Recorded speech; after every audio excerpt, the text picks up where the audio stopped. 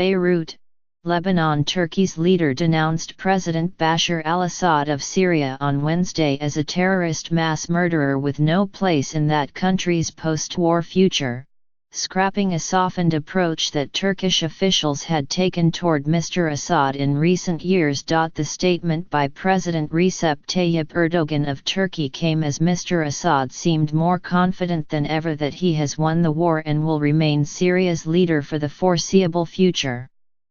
It also came against the backdrop of maneuvering by many powers, most notably Russia and Iran, Mr. Assad's most important allies, to influence the outcome of a devastating conflict that has reshaped Middle East politics.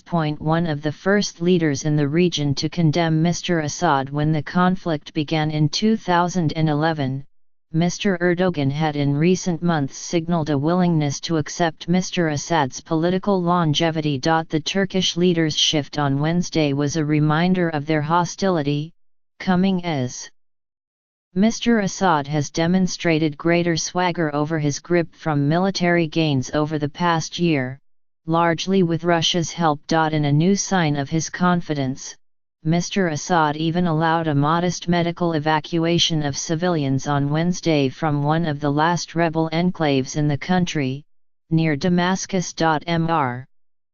Erdogan appeared to be reminding Russia that it cannot dictate Syria's future alone, especially on issues sensitive to Turkey, most notably those involving Syria's Kurdish groups, which Turkey sees as enemies. Russia on Tuesday said that representatives of a semi-autonomous Kurdish area in northeastern Syria would be allowed to take part in talks that Russia is hosting next month, an inclusion opposed by Turkey. Assad, I am saying this loud and clear, is a terrorist who spreads state terrorism, Mr. Erdogan said at a joint news conference with the Tunisian president, Beji Keita Sebsi, in Tunis.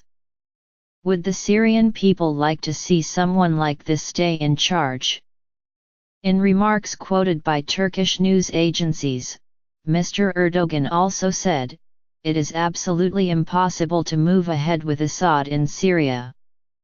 For what? How could we embrace the future with the president of a Syria who killed close to 1 million of its citizens?" Furious over the insult, Syria's foreign ministry called Mr. Erdogan a terrorist supporter who bore prime responsibility for the bloodshed in Syria. The conflict has killed hundreds of thousands. There are no reliable figures, along with upending roughly half of Syria's pre-war population and contributing to a migration crisis that has reverberated around the world. At least 5.4 million Syrians are refugees and more than 6 million are internally displaced, the United Nations says. Russia and Iran have always backed Mr. Assad, while Turkey supports some Syrian rebel groups. Despite their differences, the three nations have been collaborating on diplomacy aimed at ending the war. All three also have been jockeying for position in the country's post-conflict future, even as their efforts to end the fighting have proved only partly successful. Mr. Erdogan's statement appeared to signal more of a tough negotiating stance than a rupture with Russia, which has been enjoying an improved relationship with Turkey, a NATO member. Even as Mr. Erdogan spoke, his government in Ankara was finalizing a $2.5 billion deal to purchase Russian S-400 missile systems. It is possible the Russians welcomed Mr. Erdogan's tough line toward Mr. Assad, because they want to play a leading role in any peace deal. That means delivering an often recalcitrant Mr. Assad to negotiations. A main issue between Russia and Turkey has involved Syria's Kurds. Mr. Erdogan has made clear lately that preventing them from maintaining a semi-autonomous area bordering Turkey has become a higher priority than toppling Mr. Assad. But Moscow has been eager to include Kurdish groups in peace talks. It has won greater inclusion for them in the United Nations-backed talks in Geneva, though not through the separate Kurdish delegation that the Kurds wanted, and now has invited numerous Kurdish representatives to Sochi, the southern Russia resort town where talks that Moscow calls a Syrian national dialogue will supposedly be held in late January. Turkey, by contrast, had hoped that Russia and Iran would use their leverage to ostracize the Kurds and exclude them from those talks. It hasn't worked well, Andrew J. Tabler, a Syria expert at the Washington Institute for Near East Policy, said of Turkey's effort on the Kurds. Insistence on blunting Kurdish power in Syria, he said, takes the limelight in Turkey. A previous attempt to convene talks in Sochi, in November, failed when Turkey withdrew over objections to Kurdish participation. The planned January meeting has also been widely snubbed by Mr. Assad's Syrian opponents.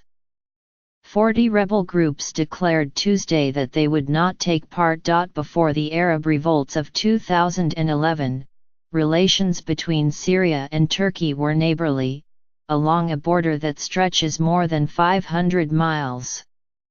But 6 months into the Syrian uprising, which began with political protests met with a harsh security crackdown, Mr. Erdogan broke with Mr. Assad, saying he must step down. Mr.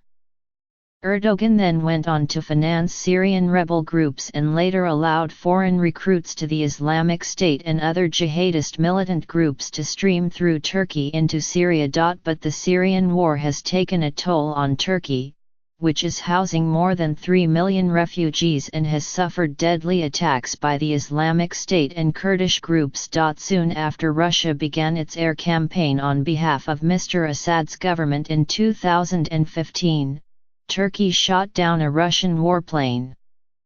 Russia retaliated with sanctions that were devastating for Turkish trade and tourism. Turkey's antipathy toward the Kurds, oddly, is partly responsible for the reconciliation in Turkish-Russian relations and a Turkish shift away from insistence that Mr. Assad must go. As Russian air power severely weakened Syria's rebel forces, Turkey was willing to temper its support for them in exchange for Russia's assent to a Turkish sphere of influence in northern Syria, where Turkey could block Kurdish expansion. Mr. Erdogan's condemnation of Mr. Assad on Wednesday came as the Syrian leader appeared to allow a humanitarian breakthrough, albeit a small one, in the besieged Syrian rebel-held enclave of eastern Ghouta, home to about 400,000 people and the only major rebel stronghold near Damascus. The International Committee of the Red Cross in Syria said on Wednesday that after protracted negotiations, it had been able to start medical evacuations from eastern Ghouta. The enclave has been targeted by Mr. Assad's forces, and the United Nations has pleaded for his government to allow for the evacuation of around 500 patients, including children with cancer. The Syrian American Medical Society said 4 patients had been taken to hospitals in Damascus, the first of 29 critical cases approved for medical evacuation, with the remainder to be evacuated over the coming days.